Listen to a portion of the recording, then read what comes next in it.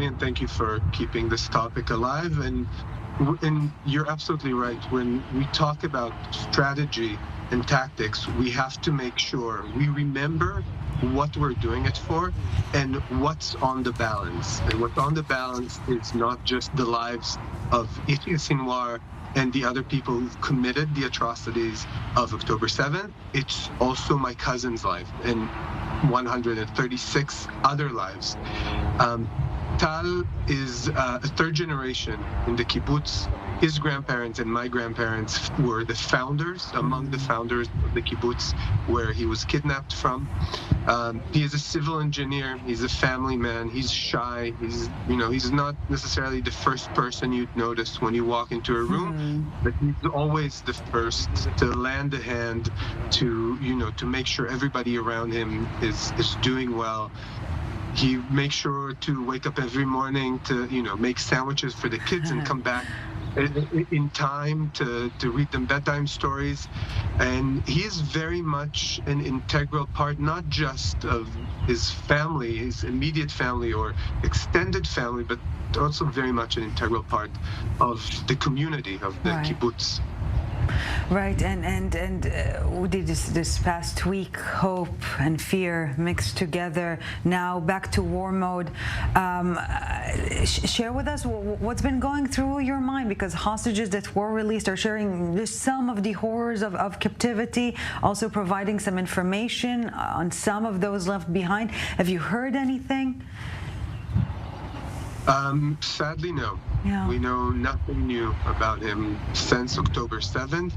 And one of the biggest, disappointments and hardships that we're facing is that during this deal, that we were, of course, very happy to see people coming back home and to see that there is someone to negotiate with and there is a progress forward.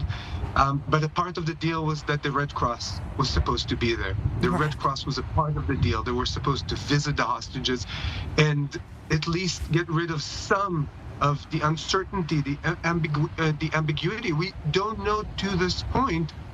Are we waiting for Tal to rejoin the family and for them to be able to move forward together? Or are we waiting to bury a body? We don't know. We have no clue. And we're in this struggle day and night without even this little piece of information that would let us know what should we expect at the end. Yes, in this hell of reality, not knowing, we're not sure what is worst, rather.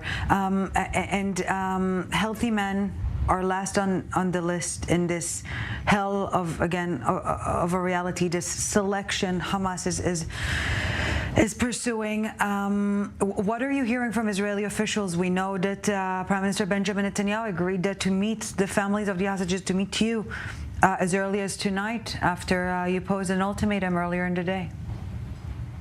So first of all, I think this is a very, very important step by Netanyahu because he hasn't met officially, the war cabinet hasn't met the hostages.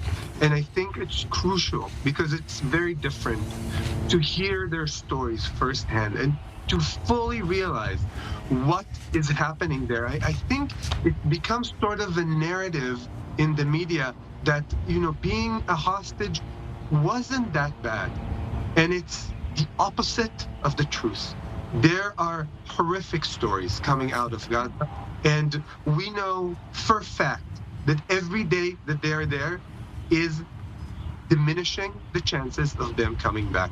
And all we're getting right now is that we keep hearing the same thing over and over again, that there's nothing we can do, there's nothing we can initiate aside from waging war and putting more pressure on Hamas in order to release more hostages. And I have two major issues with the fact that this is the only thing that, at least on the outside, this is the only thing that Israel is initiating. Because one, we know that the bombing and the attack is hurting the hostages. Now we know it for a fact because we hear the stories. People have been hurt by our own attacks.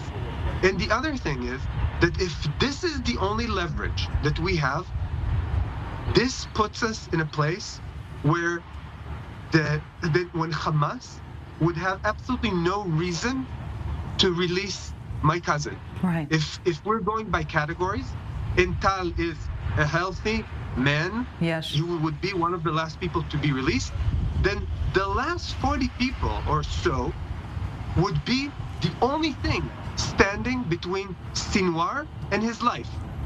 And this would just put Israel in a position where either we create 40 or 50 Gilad Shalits or Ron Arad's, the hostages that either haven't been returned for 5 years or haven't been returned at all.